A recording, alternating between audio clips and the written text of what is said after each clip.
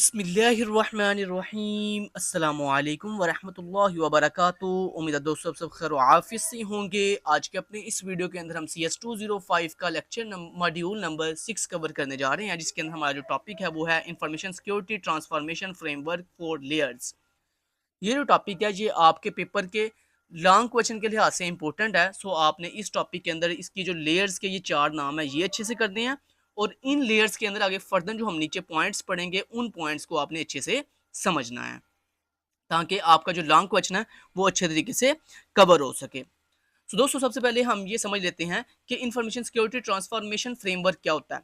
ये बेसिकली एक ऐसा मॉडल होता है जिसके अंदर हम किसी भी तंजीम की सिक्योरिटी को मजबूत करने, उसको पायदर बनाने और उसको मुनज़्ज़म करने के लिए इस फ्रेमवर्क का इस्तेमाल करते हैं।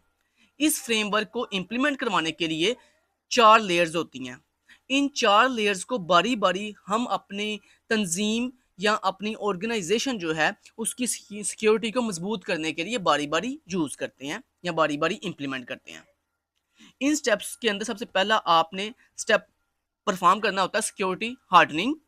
जब ये कंप्लीट हो जाता है उसके बाद फिर हम सेकंड स्टेप जिसका नाम है वल्नरेबिलिटी मैनेजमेंट इसको अप्लाई करवाते हैं। जब ये कंप्लीट हो जाता है फिर उसके बाद हम सिक्योरिटी इंजीनियरिंग करते हैं।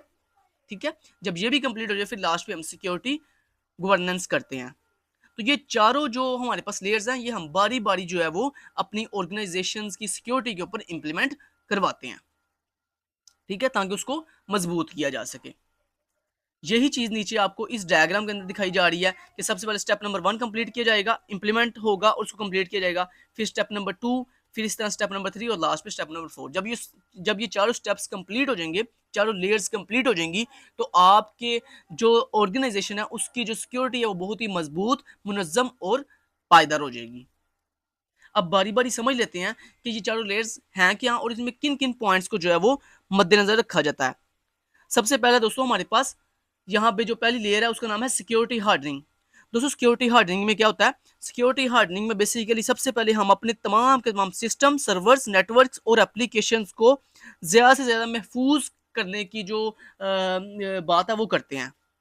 ठीक है, ताकि हम हैकर से जो है वो अपने सिस्टम को बचा सकें।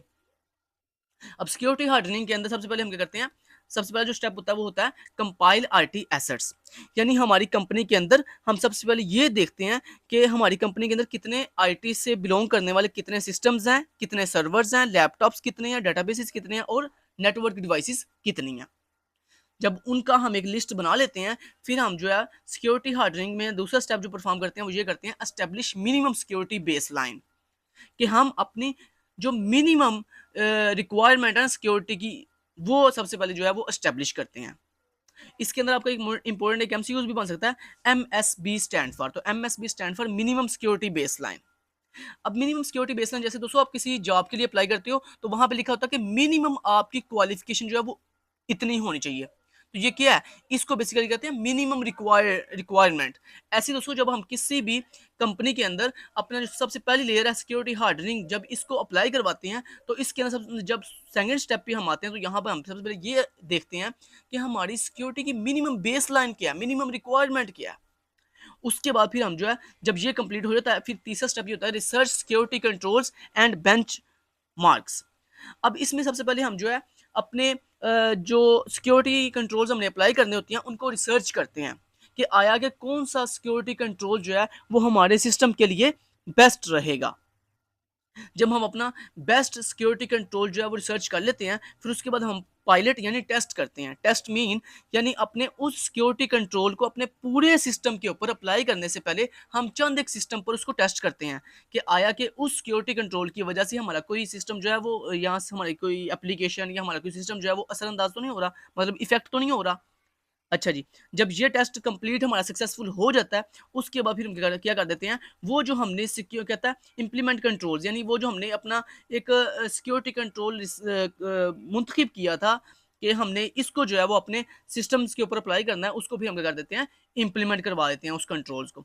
जब उसको इम्प्लीमेंट करवा देते हैं, फिर लास्ट में हम क्या करते हैं, मॉनिटर एंड अपडेट कंट्रोल्स यानी हम अगाहे-बगाहे जो है वो अपने फिर उस कंट्रोल्स को जो है वो देखते भी रहते हैं, उसका मुआयना भी करते रहते हैं और साथ-साथ उसमें अगर कोई चेंजिंग करनी हो वक़्त के साथ-साथ तो वो भी हम जो है वो अपडेशन उसमें करते रहते हैं।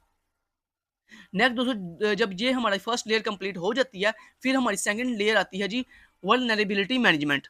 वल्नरेबिलिटी मैनेजमेंट के अंदर दोस्तों बेसिकली क्या होता है, इसके अंदर हम सबसे पहले अपने सिस्टम्स, अपने सर्वर्स और अपने नेटवर्क्स में मौजूद जो सिक्योरिटी की खामियां होती हैं ना, उनको तलाश करते हैं। क्योंकि देखें, जब हम अपनी सिक्योरिटी की जो खामियाँ उनको तलाश करेंगे, तो फिर ही हम उनको ठीक कर सकेंगे ना। अगर हमें यही पता ना होगा हमारी खामियाँ क्या हैं, तो हम उनको ठीक नहीं कर सकेंगे।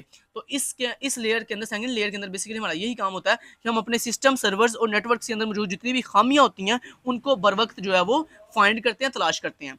जब वो तलाश हो जाती हैं, उसके बाद फिर हम जो अपना पहला स्टेप है वो परफ़ॉर्म करते हैं, जिसका नाम है जी परचेज़ इंटरनल टूल्स। अब ये परचेज़ इंटरनल टूल दोस्तों हम क्यों परचेज़ करते हैं? बेसिकली ये ऐसे टूल्स होते हैं जो हमारे सिस्टम्स या हमारी डिवाइसेज़ या हमारे नेटवर्क्स के अंदर मौजूद जो खामियाँ होती हैं ना, उनको ऑटोमैटिकली फाइंड करके, तलाश करके हमें बता देते हैं। यानी हमें मैनुअली उन्हें तलाश करना नहीं पड़ता।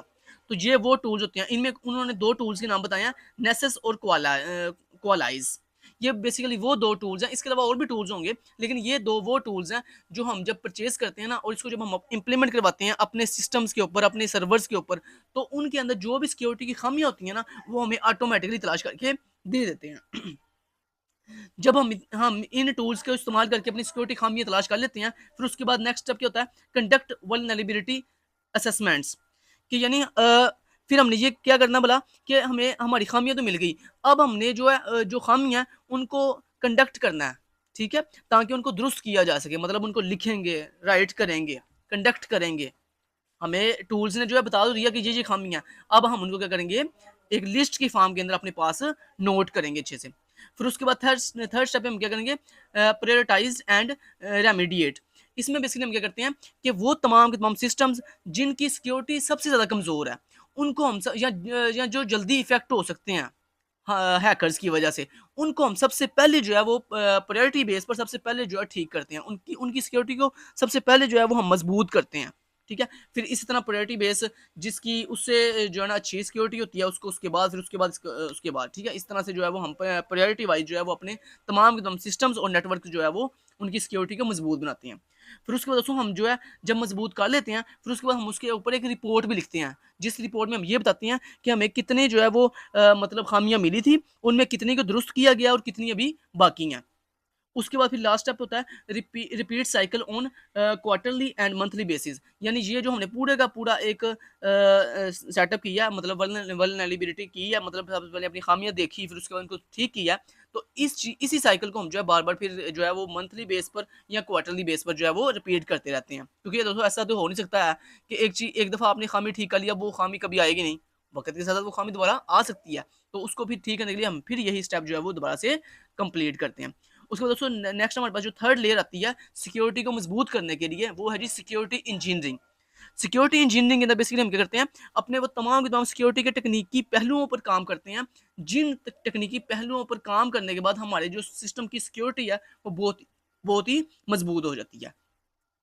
अब इसमें जो पहला पॉइंट है वो है जी excess risk profile. Assess risk profile. अब इसमें क्या होता है, सबसे पहले अपनी जो हमारे पास खतरात हैं उनका तज्जिया करना। एसेस रिस्क प्रोफाइल का मतलब होता है कि जो आपके पास खतरात आए हैं, यानी आपके जो सिस्टम्स के अंदर, डेटाबेसेस के अंदर जो खतरात हैं, उनका सबसे पहले तज्जिया करना। ठीक है? कि आया कि उनकी प्रायोरिटी क्या है, मतलब वो ज़्यादा खतरनाक है, कम मीडियम लेवल के खतरनाक हैं या कम खतरनाक है। जब हम उनको उनको उनका तज्ज़िया कर लेते हैं, उसके बाद फिर हम करते हैं रिसर्च सिक्योरिटी सॉल्यूशंस, कि हमने वो जो अपने खतरात अभी भी फाइंड किए हैं, उन खतरात को ठीक करने के लिए हम जो है उनके लिए सिक्योरिटी का एक हल ढूँढते हैं। ठीक है? जब हमें हल मिल जाता है, फिर हम उस हल को सामने रखते हुए डिज़ाइन करते हैं सिक्योरिटी आर्किटेक्चर, मतलब एक उसका एक पूरा ढांचा तैयार करते हैं कि जिस ढांचे को हमने इम्प्लीमेंट करके अपने पूरे के पूरे तमाम खतरात को से निपटना है, ठीक है? यानी उनको ठीक करना है। उसके बाद जब हम अपना पूरा आर्किटेक्चर तैयार कर लेते हैं, फिर हम implement security controls and solution करते हैं। मतलब वो जो हमने कंट्रोल एंड सॉल्यूशंस फाइंड किए थे सिक्योरिटी के लिए, उनको हम अपने सिस्टम्स, अपनी डेटाबेसेस और अपने तमाम के तमाम डाटा सर्वर्स के ऊपर जो है वो क्या कर देते हैं, इम्प्लीमेंट कर देते हैं। जब वो इम्प्लीमेंट हो जाती हैं, फिर test and validate security posture, कि हम उसमें फिर बाद में ये भी जब वो इम्प्लीमेंट हो जाते हैं, फिर हम बाद में ये चेक करते हैं, उनको टेस्ट करते हैं और वैलिडेट करते हैं कि आया कि हमने जो सिक्योरिटी इकदामात जो है वो नाफिज करवाए हैं, क्या वो हमें कोई फ़ायदा भी दे रहे हैं अमली तौर पर कि नहीं फ़ायदा दे रहे, ठीक है? उनका कोई हमें फ़ायदा भी हुआ है या हमने एम को जो है वो लगा दिया। तो ये हम जो है test and validate security posture करते हैं। या वक्त के साथ साथ हम अपनी सिक्योरिटी को जो है वो अपडेट भी करते रहते हैं। लास्ट में दोस्तों हमारे पास जो लेयर है वो है जी सिक्योरिटी गवर्नेंस। दोस्तों सिक्योरिटी गवर्नेंस क्या होती है? सबसे इसमें बेसिकली हम अपने सिक्योरिटी सिस्टम को जो है टेस्ट करते हैं, ताकि ये देखा जा सके कि जितने भी हमने कंट्रोल्स अप्लाई किए थे, क्या वो दुरुस्त तरीके से हमारे काम कर रहे हैं या नहीं कर रहे। तो इसके अंदर बेसिकली हमारा जो पहला स्टेप होता है वो होता है पॉलिसीज एंड प्रोसीजर, कि अपने तमाम के तमाम पॉलिसीज एंड प्रोसीजर्स को जो है वो क्या करना, मैनेज करना, मतलब बनाना।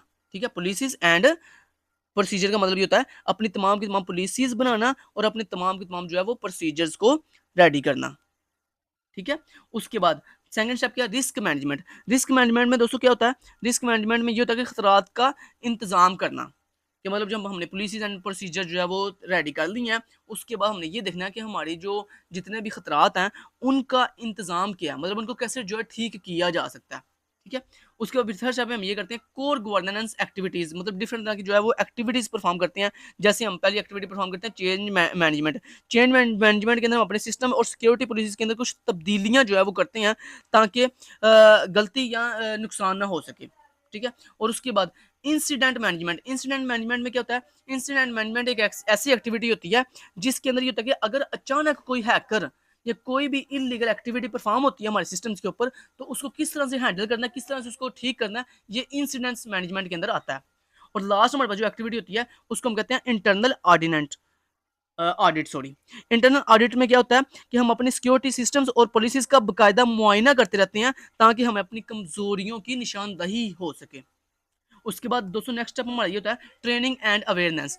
दोस्तों क्योंकि देखें कि जब हम किसी भी सिस्टम की सिक्योरिटी को मजबूत करते हैं तो उसमें सिर्फ आईटी का रोल नहीं होता, बल्कि उसमें सारे लोग ही शामिल होते हैं, सिर्फ आईटी टीम शामिल नहीं होती। तो ट्रेनिंग एंड अवेयरनेस का मतलब ये होता है कि हम अपने जितने भी अदर वर्कर्स हैं या जितने भी बाकी लोग हैं उनको भी अवेयर करें, उनको भी ट्रेन करें, ताकि हमारी जो सिक्योरिटी है वो और ज़्यादा मजबूत हो सके। इसके अंदर हम डिफरेंट तरह के उन्हें सेशंस देंगे, डिफरेंट तरह की जो है वो पुलिस की ट्रेनिंग करवाएंगे उनको, ताकि हम अपनी जो सिक्योरिटी है उसको मजबूत कर सकें।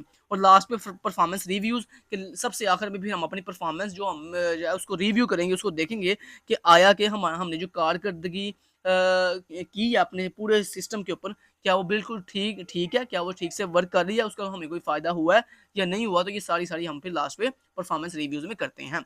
और यही सेम काम हम आगाहे-बगाहे जो है वो कंप्लीट बार-बार जो है रिपीट करते रहते हैं। तो ये दोस्तों 4 जो है लेयर्स, इन 4 लेयर्स को मैंने आपको अच्छे से समझा दिया है डिटेल के साथ, और मैं उम्मीद करता हूँ इस टॉपिक की आपको अच्छे से समझ आई होगी। ये जो कि लैंग्वेज है इसलिए थोड़ा डिटेल से आपको इसके बारे में बता दिया। तो thank you so much till then guys, take care, अल्लाह हाफ़िज़।